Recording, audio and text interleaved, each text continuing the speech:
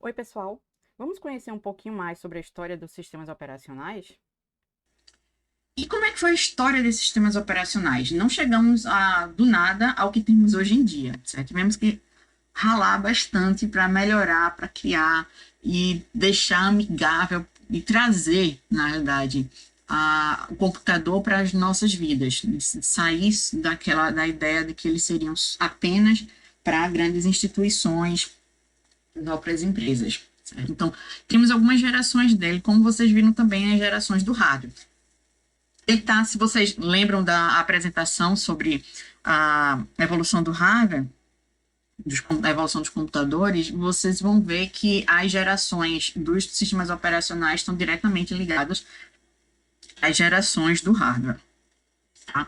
Então, a primeira geração, a partir de 1945 até 55, ele funcionava seria para os computadores que eram feitos à válvula e painéis de programação do jeito que eu tinha comentado. Se você vê esse moço aqui, ele provavelmente, esse daqui é o programador e também o engenheiro que fez o hardware. A forma de introduzir a informação que hoje em dia, para abrir um programa, etc., a gente clica no mouse ou clica numa tecla do teclado, a forma de fazer com que isso mudasse era mexendo o fio de um ponto para outro. A mesma coisa com o teclado, tá? Não tinha essa entrada fácil do teclado que temos hoje em dia. A modificação, a escrita, os dados de entrada também eram com mudança de posicionamento de fios, certo? Então, dá para ter uma ideia de que não existia nenhum tipo de sistema operacional. Então, para compartilhar a máquina, eu tinha que ter horários diferentes. Cada um tinha que trabalhar num horário diferente. O que não era muito difícil de acontecer, até porque essas máquinas, apesar de gigantescas, vocês estão vendo aí, isso daí, tudo que tá, é o ENIAC, dos primeiros computadores. Ele tem uma sala gigantesca, isso é um único computador, certo? Da década de 40. Mas o engraçado é que já veio dessa época um conceito que utilizamos muito na área de computação, que é o de bug, de erro, tá? A utilização do jargão bug para erro veio exatamente dessa época, porque teve um problema no ENIAC que um inseto, ele entrou no fio de saída que impedia o envio de alguns dados e começou a dar erros por causa de um inseto dentro do fio. Tá? Então, é por isso que a gente chama de bug quando tem alguma coisa errada no programa. E nos anos 50, começou a surgir a ideia de jobs ou tarefas e cartões perfurados. Por que isso começou a aparecer? Nessa época daqui, na década de 40, os computadores funcionavam com um único propósito, certo? O do ENIAC, ele trabalhava para a bomba atômica, para definições disso. Tinha um outro computador que trabalhava com a definição da trajetória de um projétil, de um míssil, certo? Então, a partir da década de 50, esses computadores começaram a permitir a execução de outros programas. Ou seja, aquela máquina não era feita mais para uma única coisa, para um único tipo de tarefa. Ele começou a ser programável, permitir que tivesse mais de um programa, ou não precisaria ser mais de um programa ao mesmo tempo, tá? Ter mais de um programa, ou seja, em um momento ele roda um programa, depois vem outra pessoa e carrega outro programa e vai executar esse segundo programa, e por aí vai. Então, na década de 50, começaram a ter a ideia de tarefas, que são esses nossos programas em execução, tá? E os cartões perfurados, que foi o início de como escrever o programa, certo? Aqui está um exemplozinho, seriam esses cartões daqui, com uma das primeiras linguagens, que foi o Fortran. Você pegava um desses cartõezinhos e toda a programação deles era ter um furo ou não ter um furo. Ter um furo ou não ter um furo. Isso era toda a linguagem de programação disponível para a época, tá? Então, o operador ele é responsável, além de escrever aí, o código ele vai ser aquele que vai carregar os montadores, os compiladores e ativar a tarefa para desenvolvimento. O que isso quer dizer? É ele que faz o programa, é ele que faz com que esses dados sejam lidos pelo computador, é ele que identifica onde pode ser alterado algum tipo de informação para ele ser, entre aspas, compilado e finalmente executado. Tá? Como é que isso funcionava? Primeiro que eram sistemas o que a gente chama em batch ou em lote. Só vai funcionar um por vez, tá? O programador, ele levava todos aqueles cartõezinhos perfurados até um leitor de cartão, Nesse leitor de cartão, ele realizava a leitura do cartão e gravava em uma fita aquela informação lida.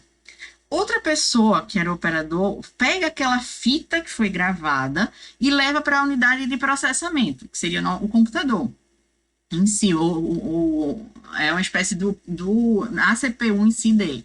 Leva para ele, que ele vai ler a informação que está gravada na fita, executar e gerar um resultado gravando em uma outra fita. Essa outra fita com os resultados é levada para uma impressora e esses resultados são apresentados para o usuário. Ou seja, esqueçam tela, como vocês conhecem hoje em dia, era tudo realmente no papel e eu passava por todo um caminho até chegar nele. A segunda geração, a partir de 55, aí eu já tive uma grande modificação nos computadores, porque eles pararam de usar válvulas e começaram a utilizar transistores. Com a utilização de transistores, a diferença no tamanho dos computadores é absurda, tá? O transistor é muito menor, é cerca de até 100 vezes menor do que uma válvula, o que permitiu a diminuição da minha área e o que me permitiu também conseguir construir computadores muito mais potentes, tá? Com poder de processamento e poder de armazenamento muito maiores. Então, na década de 60, começou a ter uma alavancada na questão de desempenho desses meus computadores. E foi quando a gente deixou de ter aplicações que eram consideradas CPU-bound, que significa que basicamente era só processamento, que é aquele exemplo que eu mostrei com a história da fita, ele lê, executa, não tem interação nenhuma com o mundo externo, só na leitura e escrita no final, com o resultado. Então ele era majoritariamente processamento.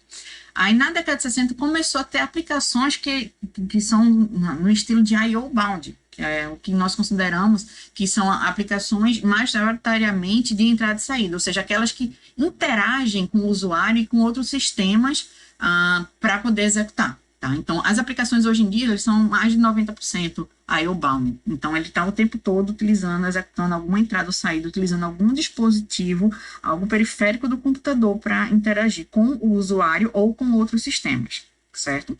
Então, quando eu começou a utilizar aplicações que precisavam de informações de entrada e locais para colocar informações de saída, começou a ter um pequeno problema. Já que passava 90% do tempo executando entrada e saída, nesse tempo a CPU fazia o quê? Nada. Então, assim, a CPU começou a ficar parada durante um bom tempo. Aí começou a se perceber, já que aquela CPU ela está parada, ela não está sendo utilizada, porque eu estou esperando que o programador ou que o usuário ele digite uma tecla. Enquanto ele não digitar uma determinada tecla, eu não vou fazer nada. O processador não tem o que fazer. Aí, a partir daí, começou a ideia de o que poderia ser feito para permitir essa multiprogramação. Ou seja, eu dividi aquele poder de processamento para mais de uma aplicação, para mais de uma tarefa. Okay? Então, com a multiprogramação, na década de 60, começou-se a dividir a memória em diversas partes, e para cada parte da memória, alocava uma tarefa, ou seja, um programa. Aí, com isso, ele conseguia manter a memória uma quantidade de tarefas suficiente para poder deixar o processador sendo utilizado o tempo inteiro, diminuindo sua ociosidade. Como? Está executando um determinado programa que está em determinado endereço de memória. Ele está precisando de uma entrada, o processador não está fazendo nada, bora para outro endereço que tem outro programa, e por aí vai, certo? Então, fica executando de tempos em tempos. Foi assim durante um bom tempo, o que aconteceu de melhoria é como fazer esse chaveamento, tá? Entre um programa e outro. Então, é importante também levar em consideração que o hardware é quem protegia uma tarefa da outra, tá? Então, acessos indevidos teriam que ser protegidos através do hardware, e não questões de software. Isso quer dizer também que um programa não se comunicava com o outro, certo? Não teria possibilidade, por exemplo, do copy and paste que a gente faz hoje em dia, de copiar uma informação lá na página web e colar no editor de texto. Isso era impossível na época. E aí começou a também ter a necessidade do spooling. A ideia do spooling é criar uma fila para poder ter os resultados ou pegar as informações de entrada. Por quê? Se um determinado programa está esperando uma entrada, ele liberou o sistema operacional, liberou o processador para poder executar um outro, Em determinado momento, ele também vai ficar esperando a entrada. Então, vai começar a criar uma fila para sua execução, ou uma fila para a utilização de uma parte do hardware. Um exemplo bem palpável para a gente é a ideia da impressora. A impressora, até hoje, ela funciona ainda com a ideia de lotes. Eu tenho que criar uma área, que é a área de spooling, que ele fica armazenando lá os dados que deverão ser impressos. Na ordem de chegada daqueles dados, eles serão impressos. Quando um acabar, inicializa um outro. Certo? Aí começou a perceber que poderia ter uma melhoria para a questão da multiprogramação, de que, além da questão da memória, do espaçamento em memória, eu posso fazer um time sharing, uma divisão do meu tempo.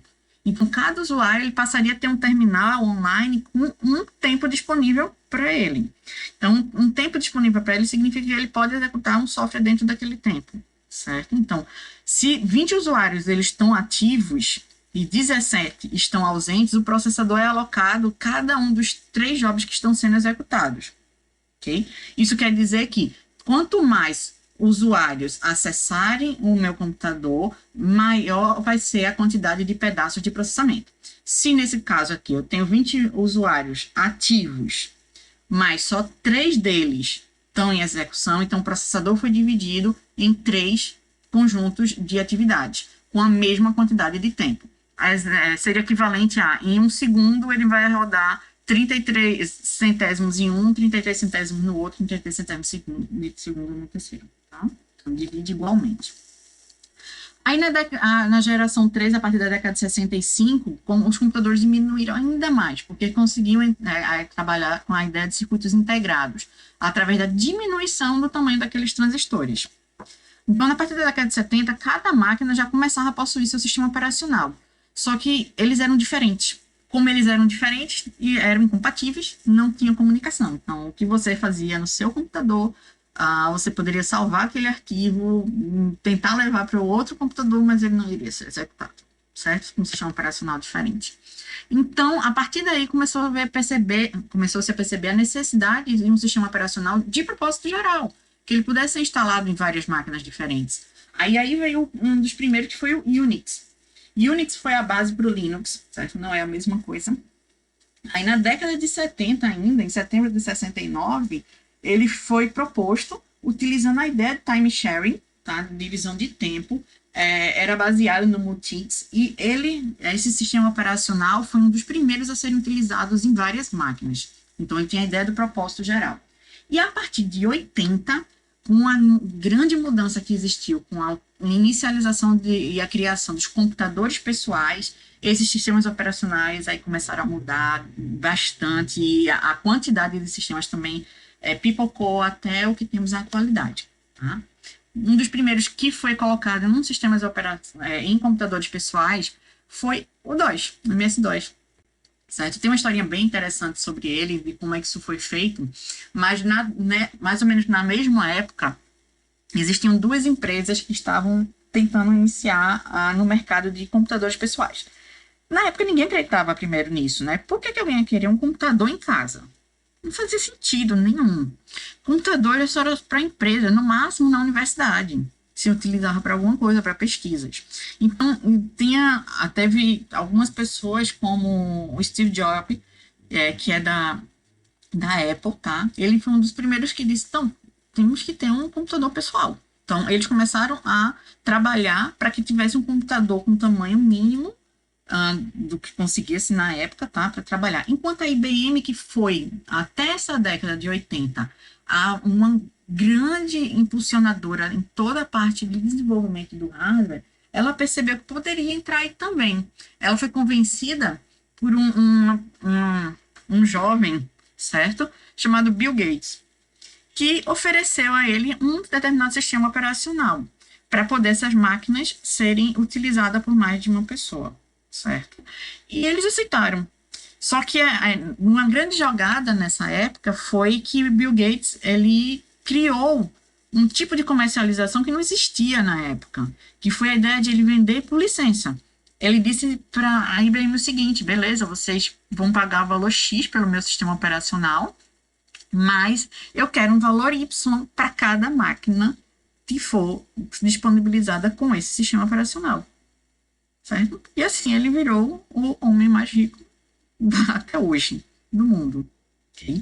Então, ele comprou, na verdade, o Bill Gates ele não tinha DOS, ele comprou de outra empresa. Ele comprou bem baratinho e construiu a fortuna que ele tem hoje em dia. Certo? Aí o DOS ele foi lançado com o computador da IBM, certo? O IBM PC, em 1981. Ele era monotarefa e monousuário. O que é que isso quer dizer? Só um usuário poderia ser logado, o administrador, e ele só executava uma tarefa por vez, ou seja, só executava um programa por vez. Não existia uma interface gráfica, como conhecemos, era só linha de comando, como vocês podem ver nessa tela, mostrando como era, tá? E junto, na mesma época, veio o Apple PC, tá? O Apple I, e ele veio com o Macintosh, com o sistema operacional do macOS. E depois do Mac 1, que foi de, acho que, se não me engano, na década mais ou menos 80, mas em 84 foi lançado o Macintosh. A grande revolução desse Macintosh é que ele veio com um sistema operacional gráfico, baseado em janelas, certo? Então, a partir daí, foi com o Macintosh que a gente começou a usar o mouse, por exemplo. O mouse, ele já existia, o projeto dele, desde a década de 60, mas não fazia sentido nenhum utilizar esse tipo de dispositivo. Ele não tinha onde ser utilizado. Mas aí, com esse advento dessa interface gráfica, tá, bem simplesinha, que está aí no Macintosh em 1984, o mouse foi utilizado e passou a ser um dos dispositivos mais vendidos também do mundo na história. O Windows começou em 1985. Se vocês prestarem atenção, eles são bem parecidos, não são? Então, o Windows iniciou com a interface gráfica para o DOS. Ele pegou o DOS e melhorou um pouquinho, botou umas informações. Eu sugiro que vocês assistam, se tiverem tempo, o filme chamado Piratas do Vale do Silício. Ele é muito interessante, fala bastante sobre exatamente essas duas empresas aqui, a Apple e a Microsoft, e como é que esses sistemas operacionais também surgiam. É bem interessante. E ele permitiu também, o Windows, a partir de 85, a multiprogramação, ou seja, mais de um programa ser executado. Isso foi revolucionário. Aí, na década de 90, mais especificamente em 81, foi lançado o Linux. Uma das primeiras versões do Linux, que era multiusuário já, e foi desenvolvido voluntariamente por programadores, de certa forma, para programadores. Não era fácil de uso, era mais parecido com a ideia do DOS ainda, que ela não tinha aquela interface boa, não tinha facilidade de acesso ao dispositivo, e você precisava conhecer um pouco de arquitetura, certo? Mas ele funcionava muito bem, sempre foi um sistema operacional bastante estável. E na década de 90, também além do Linux, veio também a computação distribuída. Se foi quando começou a internet, e eu precisava ter vários computadores agora se conectando e se comunicando de alguma forma, sem ser simplesmente gravando lá aquela informaçãozinha no meu disquete, por exemplo, tá? Da época. Então, começou a precisar ter sistemas que eram multiprocessados, vários processadores sendo utilizados, tá? E que se comunicassem em rede, com os sistemas operacionais iguais a ele e também diferentes. Então, foi aí que essa computação distribuída, ela mexeu muito no formato dos sistemas operacionais. Então, os sistemas operacionais distribuídos, ele tem uma arquitetura centralizada que vai permitir várias funções sejam executadas em máquinas diferentes. Tá? Aí, os primeiros sistemas operacionais distribuídos para isso são aqueles sistemas operacionais para servidores. Tá? Vocês devem ter escutado já o Windows Server, especialmente. Então, ele começou como um sistema operacional para servidor, mas essas informações foram repassadas também depois para os sistemas operacionais de computadores pessoais. E os sistemas operacionais em rede, que os usuários eles conhecem a localização dos recursos, mas eles não têm a visão de um sistema centralizado. Tá? Não tem essa noção de onde está cada um. E os outros tipos de sistemas operacionais, tem N. Existem os sistemas operacionais de tempo real, que eles podem ser baseados também no Linux. A maioria deles é baseado no Linux, ou um sistema operacional desenvolvido para um determinado hardware específico. Esses sistemas operacionais de tempo real, eles são importantes e são bem diferentes porque a ideia dele ele precisa ter uma resposta num determinado instante de tempo. Então, não posso mandar um programa executar e esperar a boa vontade dele de finalizar e me mostrar a resposta, certo? Então, com isso, vem surgindo os sistemas operacionais. Eu boto aqui bem o Windows, não é um sistema operacional confiável, muito menos utilizado para sistemas de tempo real. E nos anos 2000, os sistemas operacionais passaram a ter uma portabilidade maior e serem embutidos em vários dispositivos através dos sistemas operacionais embarcados para dispositivos embarcados, como os telefones, os aparelhos eletrodomésticos, como o micro-ondas, a geladeira, os carros, os PDAs da época, entre outros. Hoje em dia temos vários tipos de sistemas operacionais. Sistemas operacionais com computadores de grande porte, sistemas operacionais para servidores de redes, para computadores multiprocessados, para computadores pessoais, sistemas operacionais de celulares, sistemas operacionais de tempo real, embarcados e por aí vai. Mas a maioria deles, no final das contas, usam desses daí, certo? Sendo modificado para a aplicabilidade de cada ambiente. Depois a gente finaliza essa partezinha e na próximo vídeo continuamos, tá? Até mais.